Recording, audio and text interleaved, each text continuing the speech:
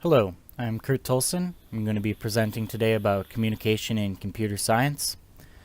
I conducted an interview with Alexander Anton, who's a professional in computer science, specifically in computer security, who at the time worked at Open Systems International, also known as OSI. He was a software engineer, but some corporations might also consider it a systems engineer, and his primary function was to make sure that corporate servers functioned properly. As this was his role, he had minimal client interaction, which changes the way that communication is done in the field. So while I was interviewing him, I asked what were some of the most important methods of communication, and of them he gave me face-to-face, online, and reports. So in online, there's a lot of different options, including instant message, email, and Skype. And reports he typically used were mainly progress and incident reports, but we can get to that more later.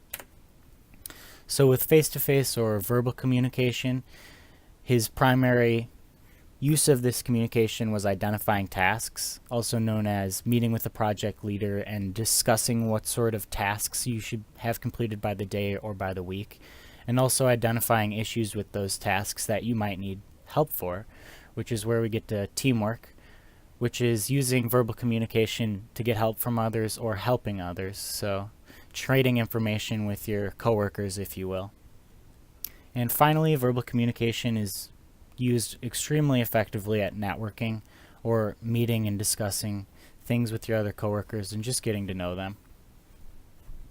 The next form of communication is online communication, which comes in many different forms, but primarily he was saying that they used voice over IP the most for this. So he's saying typically voice over IP was used for internal communications, such as setting up a group correspondence and meetings of that nature. But it's also a very effective way to give presentations while you're away from the office, which he was constantly away from the office and would give remote presentations via voice over IP. So the next online communication form is instant messaging, and some examples of that are Slack or HipChat. And instant messaging is really good at checking quickly if someone is available or trying to schedule an appointment. As instant messaging is a text chat, the questions and the answers are relatively going to be shorter, so it's better for asking quick questions or just seeing if somebody's available. The next form of communication is email. And usually email was used for communications with upper management or also for scheduling very large meetings, as making sure the message was sent and also received is very important when you're scheduling things with your coworkers. So the next form of communication is reports.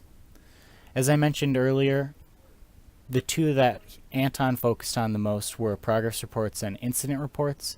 But this isn't always true for people of computer science, as the field has a very large variety of what sort of roles and positions you could fit into. These are the two that Anton used the most, and basically progress reports were used to